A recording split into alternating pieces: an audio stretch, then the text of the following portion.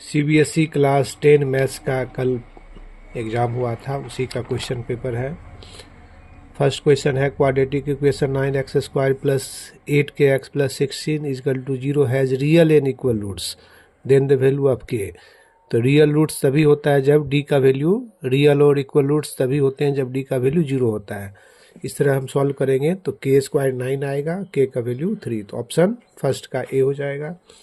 Second में है it is given that triangle ABC similar to EDF, which of the following is not true. First true है, second true है, ये सी हमारा रोंग है, तो आंसर हमारा हो जाएगा C. Angle A equal to angle E होना चाहिए था। थर्ड नंबर है आपका nth term of an AP is √2n+1। आप n का वैल्यू 1 और 2 पुट करेंगे, फर्स्ट टर्म सेकेंड टर्म आएगा, दोनों को माइनस करेंगे तो डी हमारा आ जाएगा √2, तो थर्ड का आंसर हमारा ए हो गया। फोर्थ आप सॉल्व करेंगे तो ये 4√2 आएगा, इसका ऑप्शन होगा बी। फिफ्थ एकदम इजी क्वेश्चन है, आप देखेंगे ग्राफ एक्स एक्सिस को कितने पॉइंट पर कट कर रहा है, तो 1 2 3 पॉइंट पर कट रहा है, तो इसका मैक्सिमम सॉल्यूशन होगा 3, तो 5 का आंसर होगा हमारा डी। अब आते हैं 6 क्वेश्चन पर। इसमें थेल्स थ्योरम का यूज करेंगे, AD/AB इजकल टू AE/AC, इस तरह सॉल्व करेंगे तो 6 का आंसर हमारा आएगा ए। सेवंथ क्वेश्चन, एक्स एक्सिस पर पॉइंट होगा x0, y एक्सिस पर 0y, मिड पॉइंट थ्योरम से पहले x और y का वैल्यू निकालेंगे, फिर सॉल्व करेंगे, इसका आंसर हमारा आ जाएगा 2√5, इसका आंसर होगा हमारा डी नंबर। फिर है आपका 8th नंबर, इसको इनकंसिस्टेंट तभी होता है जब A1/A2 is not equal to B1/B2 not equal to C1/C2। इस तरह से k का वैल्यू सॉल्व करेंगे तो आप k का वैल्यू आ जाएगा आपका 3, 8 का डी हो जाएगा। 9 का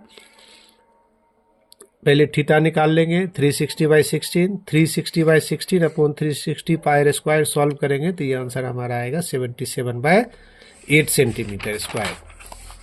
अब आते हैं ये 10 में, तो दोनों outcome, 2 different dice are roll together, the probability that the both obtain number are less than 4, तो ये 1 1 2 2 1 3, फिर 2 1 2 2 2 3, फिर 3 1 3 2 3 3 आएगा। इस तरह से टोटल फेवरेबल आउटकम हमारा आ जाएगा 9, और टोटल आउटकम है 36, 9/36, ये 4 हो जाएगा।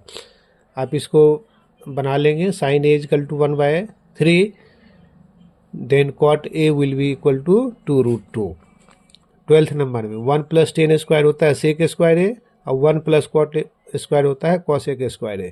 sec² A by cos² A, 1/cos² A upon 1/sin² solve करेंगे tan² A आएगा। अब आते हैं 13 नंबर पे, इस सिलेंडर का हाइट हो जाएगा 2r + 2r + 2r 6r, और रेडियस r होगा, सिलेंडर का वॉल्यूम 6 πr3, और 3 स्फीयर का वॉल्यूम आ जाएगा 3 × 4/3 πr3 4r3, दोनों को माइनस करेंगे, वही एयर का वॉल्यूम आएगा। इस तरह से 13 का आंसर हो जाएगा हमारा ए। 14 का 57.5 होगा, ये 65 है, ये 32.5। PST एक राइट एंगल ट्रायंगल है, 90 में 32.5 माइनस करेंगे 57.5, ये आंसर हमारा 14 का सी हो जाएगा। 15 का आते हैं, डिस्टेंस फार्मूला लगा देंगे, √(x2 - x1) whole square plus y2 - y1 का whole square under root, solve करेंगे तो आप a² + b² आएगा। 16 का आंसर हमारा आ जाएगा 1:1, सी नंबर। फिर 17 देखते हैं, इसमें r का लेंथ ऑफ r का फॉर्मूला होता है θ/360 2 πr, PQ इज गिवन 11, इस तरह से थीटा सॉल्व करेंगे तो आपका 100 डिग्री आ जाएगा।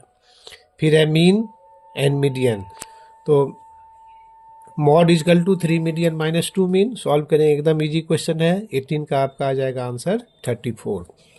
अब आते हैं assertion on reasoning, the probability of happening of an event is 0.2p, किसी भी इवेंट की प्रोबेबिलिटी मैक्सिमम 1 होती है, तो p का वैल्यू 5 से ग्रेटर नहीं हो सकता, बिल्कुल सही है।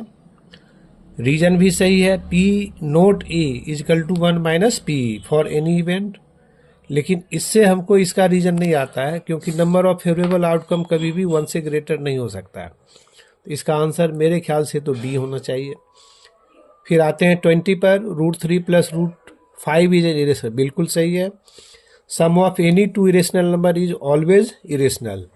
ये जरूरी नहीं है कि ऑलवेज इरेशनल नंबर हो। 2 प्लस रूट 3 और 2 माइनस रूट 3 दोनों इरेशनल है, लेकिन इन दोनों का सम 4 होता है जो कि रेशनल नंबर है। इसीलिए एसर्शन सही है और रीजन फॉल्स है। इसका आंसर हमारा आ जाएगा सी।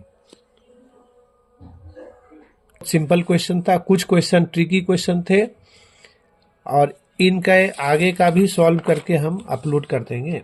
खंड section B, section C and section D, सब क्वेश्चन लगभग इजी था, कुछ क्वेश्चन ट्रिकी था, सबका सॉल्व करके हम अपलोड कर रहे हैं।